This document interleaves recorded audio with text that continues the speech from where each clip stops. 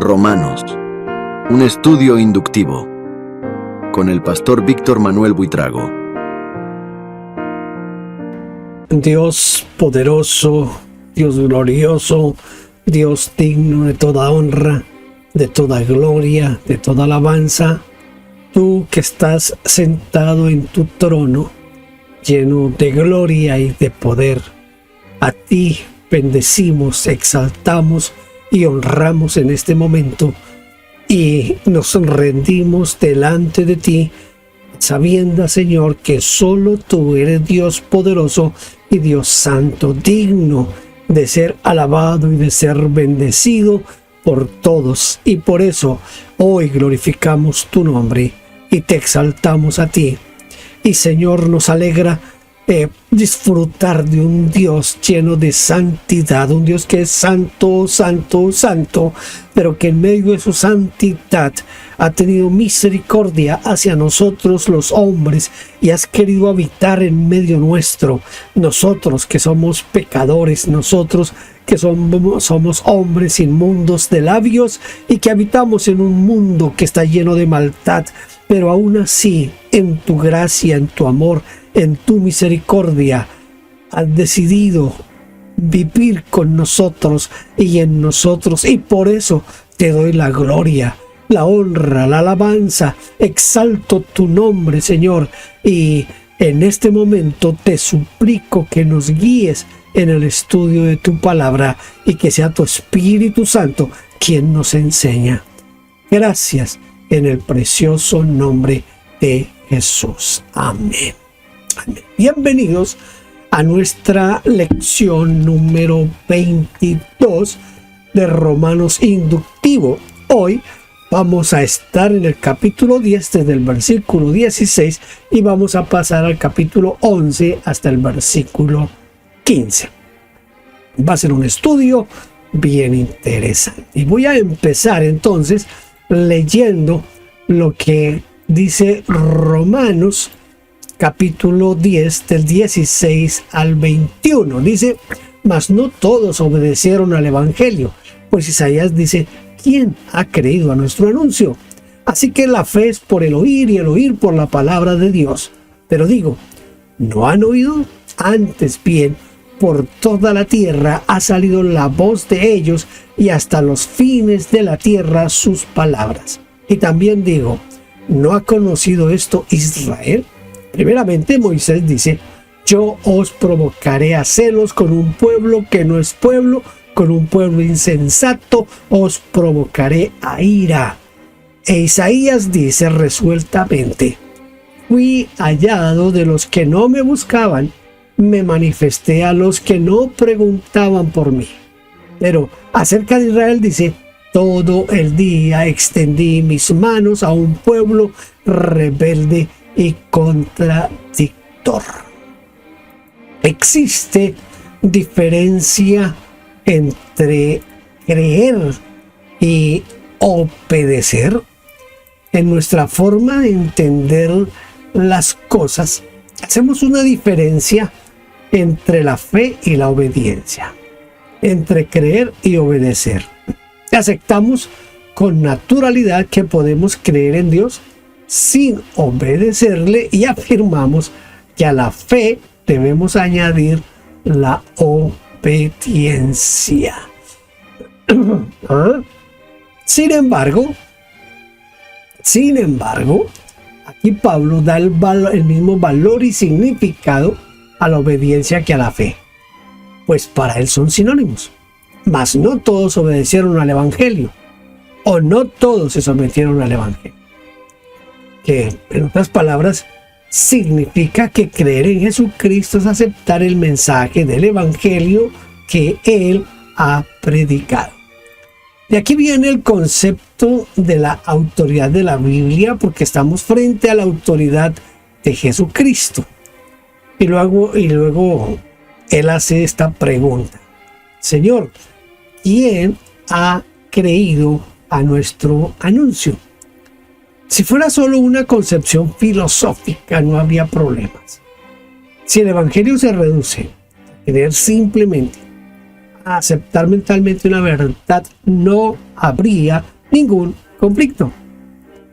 Pero cuando el mensaje se convierte en autoridad que demanda un cambio radical de vida y exige obediencia, la incredulidad sale a la luz.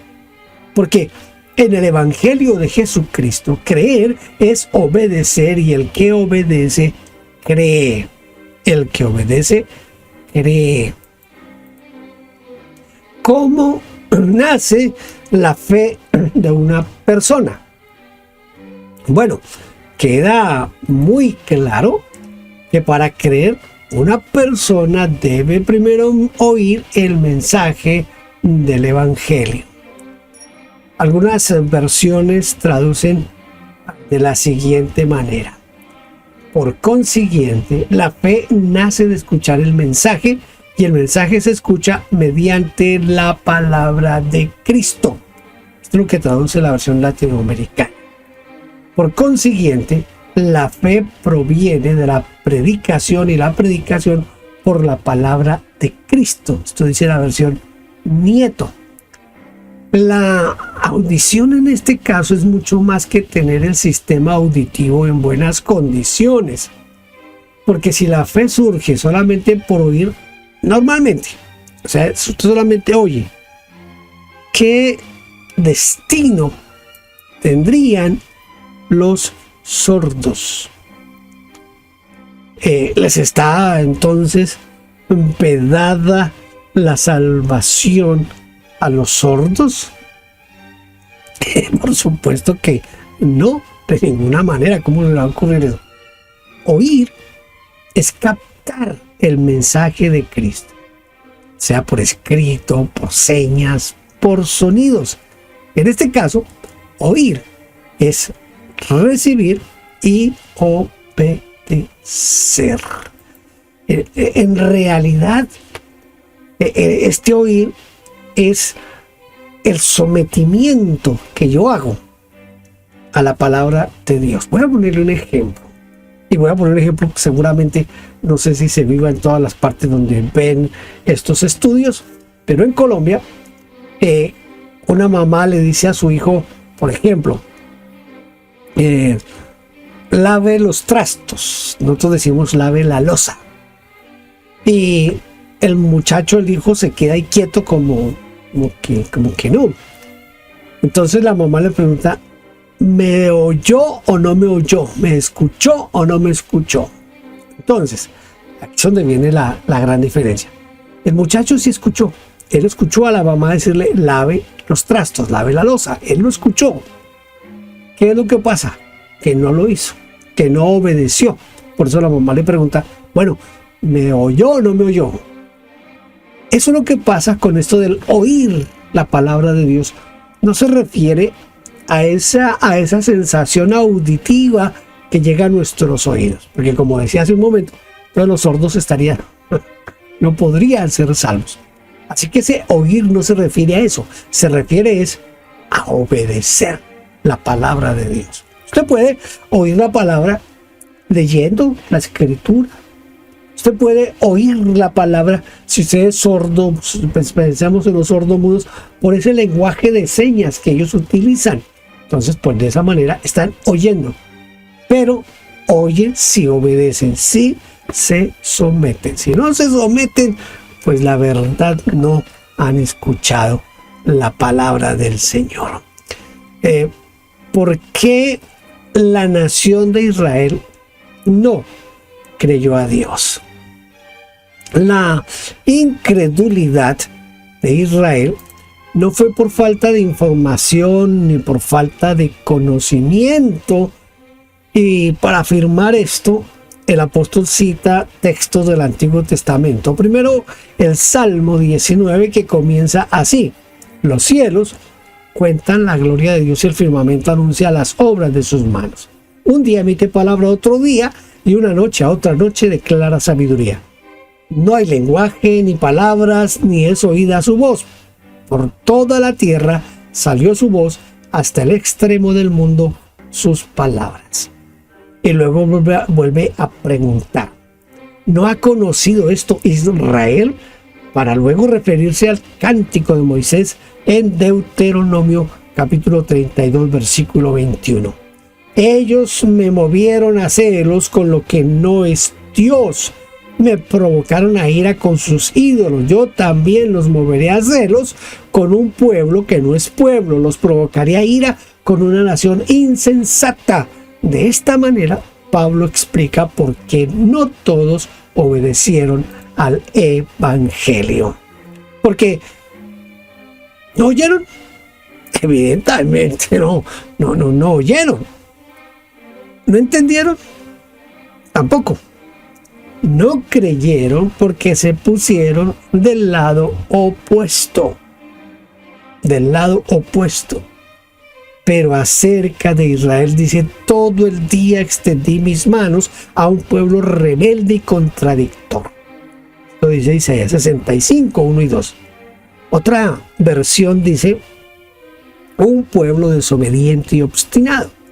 El término contradictor que se emplea aquí también se puede traducir que objeta, que se opone, que contradice, que refuta. El texto de Isaías es aún más amplio. A pueblo rebelde, el cual anda por camino no bueno en pos de sus pensamientos. Vamos a leer ahora Romanos capítulo 11, versículos 1 al 6. Digo pues, ¿ha desechado Dios a su pueblo? En ninguna manera. Porque también yo soy israelita de la descendencia de Abraham, de la tribu de Benjamín. No ha desechado Dios a su pueblo, al cual desde antes conoció. ¿O no sabéis que dice de Elías la escritura, cómo invoca a Dios contra Israel diciendo: Señor, a tus profetas han dado muerte y tus altares han derribado, y solo yo he quedado y procuran matarme? Pero, ¿qué dice la divina respuesta? Me he reservado 7,000 hombres que no han doblado la rodilla delante de Baal. Así también, aún en este tiempo ha quedado un remanente escogido por gracia. Y si por gracia, ya no es por obras. De otra manera, la gracia ya no sería gracia. Y si por obras, ya no es gracia. De otra manera, la obra ya no es obra. La obra ya no es obra. Por enviar la muerte a la muerte a Jesús y por perseguir a la iglesia, dejó Israel de ser pueblo escogido de Dios. ¿Sabe que muchos llegan a pensar que sí, y que ahora la iglesia ocupó su lugar? Pero, escuche esto, aquí el apóstol Pablo fue claro. ¿Ha desechado Dios a su pueblo? En ninguna manera. Porque siempre hubo y siempre habrá judíos que aman a Dios por sobre todas las cosas, los cuales creyeron y creen en el mensaje del Evangelio. Y como aporte de su aseveración, el apóstol Pablo cita aquí 1 de Reyes 19, 14 al 18. Es decir, aunque parezca, escuche, aunque parezca que todos se apartaron de Dios, habrá miles de fieles, como en el tiempo del profeta Elías, que no han doblado su rodilla ante Baal. Esto es bien interesante. ¿Por qué digo que es bien interesante? Porque hoy pareciera que estuviéramos viviendo esos tiempos complicados, especialmente en lo relacionado a lo que tiene que ver con la comunidad LGBTIQ+. Son demasiados los pastores, demasiadas las iglesias y las denominaciones que han sucumbido ante el pensamiento de esta comunidad y los están aceptando y los aceptan, y ya en muchas iglesias que nosotros considerábamos protestantes, el matrimonio entre personas del mismo sexo se vuelve cada vez más común y cada vez es más aceptada esta comunidad dentro de la iglesia. Pareciera que hoy ya no hay iglesia, pero escuché, gracias a Dios, como siempre en la historia de la iglesia, aunque pareciera que ha desaparecido y que queda algo, seguramente algunos no ven esa liniecita tan delgada, todavía, gracias a Dios, existe un pueblo que no ha doblado sus rodillas ni ante Baal, ni ante la comunidad LGBTI, ni ante nada de eso. Y eso es una bendición para nosotros, y usted tiene que ser de los que no va a doblar su rodilla. ¿Qué significa ser escogido por gracia y no por obras? Bueno, la Nueva Biblia Española traduce pues lo mismo ahora. En nuestros días ha quedado un residuo escogido por puro favor, y si por puro favor no se basa en las obras sino en el favor, y si no, el favor dejaría de serlo. Esto significa que la elección de Dios es diferente a nuestra manera de elegir a las personas. Nosotros elegimos a los jugadores más habilidosos para incorporarlos en nuestro equipo. Elegimos a los que tienen más méritos para un nombramiento o un cargo. Elegimos a las personas por su belleza, por su valentía, por sus talentos, por su elocuencia, su experiencia, su carácter, sus conocimientos, su honestidad, por sus creencias, su santidad, su prestigio, su raza, su dinero, su edad o su nacionalidad. Pero Dios no tiene en cuenta ninguna de estas cosas, porque elige por pura gracia. Si fuera por algo que la persona ha hecho, ya no es gracia. Y si por obras, pues ya no es gracia. Gracias a Dios por la gracia de Dios en nuestras vidas, porque si no fuera por esa gracia del Señor en nuestras vidas, quién sabe dónde estaría. Romanos 11, del 7 al 10. ¿Qué pues?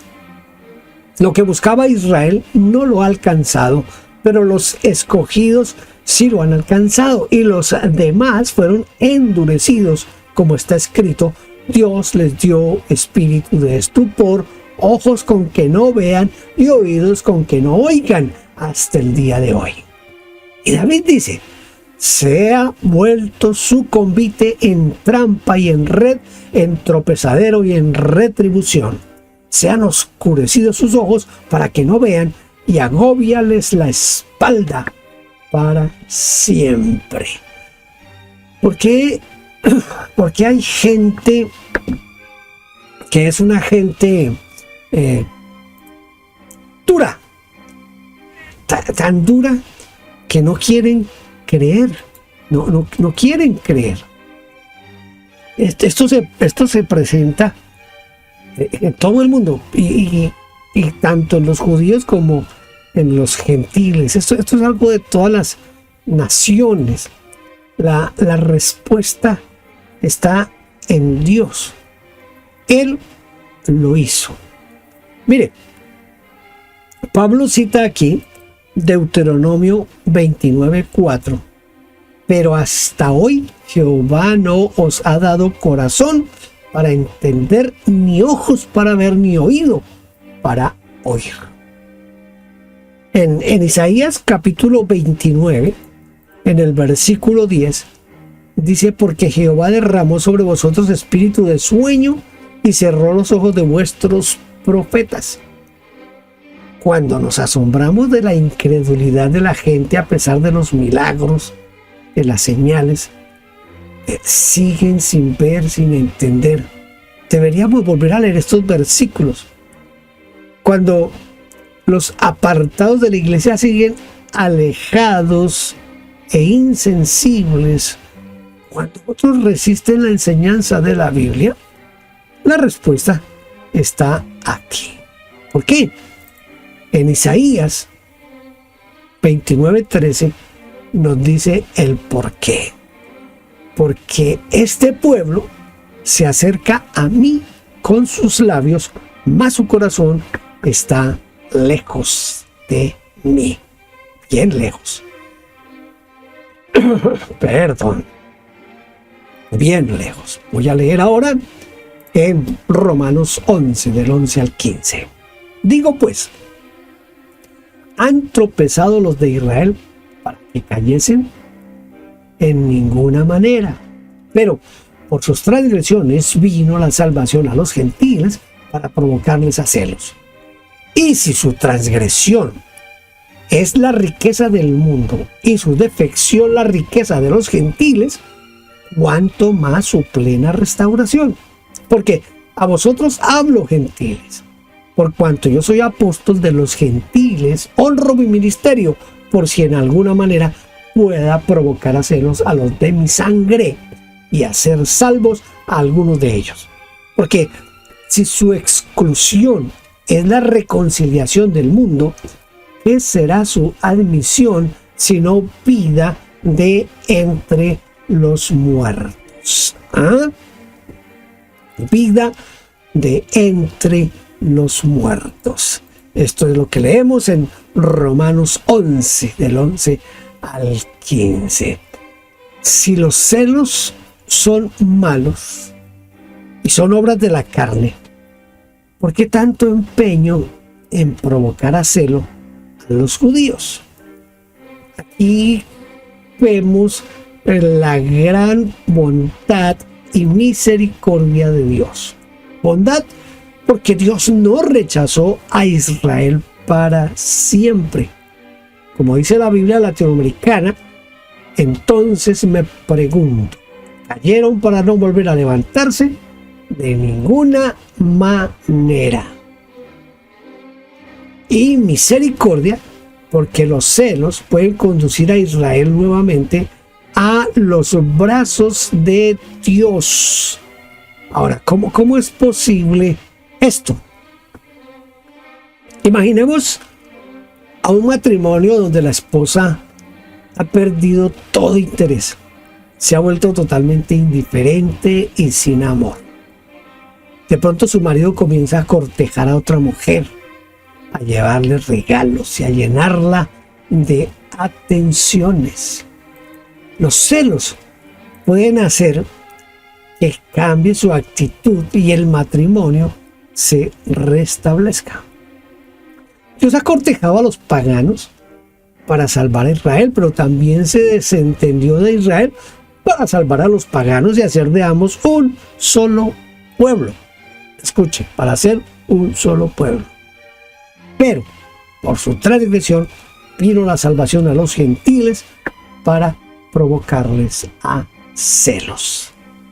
¿Qué significa defección? Defección es abandono desleal de una causa o un partido. Es la acción de separarse con deslealtad de una causa. Y si su transgresión es la riqueza del mundo y su defección la riqueza de los gentiles, cuanto más su plena restauración. La palabra defección en griego es fracaso, derrota, caída, falta. De un fracaso brotó la vida para todo el mundo. Y Pablo concluye su deducción diciendo: porque si su exclusión es la reconciliación del mundo, ¿qué será su admisión sino vida entre los muertos? Tremendo todo esto. Vamos a tratar de memorizar nuestro texto de esta clase. Romanos 10, 17. Así que este es un texto que vamos a memorizar, pero escuche cómo lo vamos a hacer. Vamos a hacerlo combinando dos versiones, la Reina Valera y la Nueva Versión Internacional. Así que la fe es por el oír y el oír por la palabra de Dios. Por consiguiente, la fe nace de escuchar el mensaje y el mensaje se escucha mediante la palabra de Cristo. ¿Ya? ¿Captó cómo es aquí la idea? Unimos dos versiones en un solo texto bíblico. Reina Valera revisada y la Nueva Versión Internacional. A ver, hagámoslo otra vez. Así que la fe es por el oír y el oír por la palabra de Dios. Por consiguiente, la fe nace de escuchar el mensaje y el mensaje se escucha mediante la palabra de Cristo. Ahí tienen. No está fácil. Es un texto que es muy conocido y solamente aquí el asunto es que puse dos versiones para que lo aprendiéramos. Así que la fe es por el oír y por oír la palabra de Dios. Por consiguiente, la fe nace de escuchar el mensaje y el mensaje se escucha mediante la palabra de Cristo.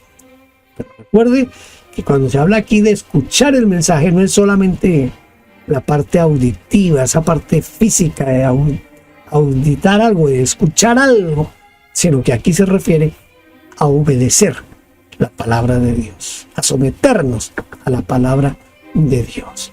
Muy bien, hemos llegado al final de nuestra lección número 22 de Romanos Inductivo. Preguntas, yo sé que quedan muchas preguntas. Usted ya sabe, si usted tiene preguntas, inquietudes, escríbame victorbuitrago@gmail.com. Es fácil, victorbuitrago@gmail.com. Bueno, gracias por haber estado aquí conmigo en esta lección. Espero que nos veamos en la próxima lección. Dios le bendiga. Gracias por vernos. Favor inscribirse en nuestro canal. Denos un like, toque la campanita y déjenos su huella con un comentario. Bendiciones.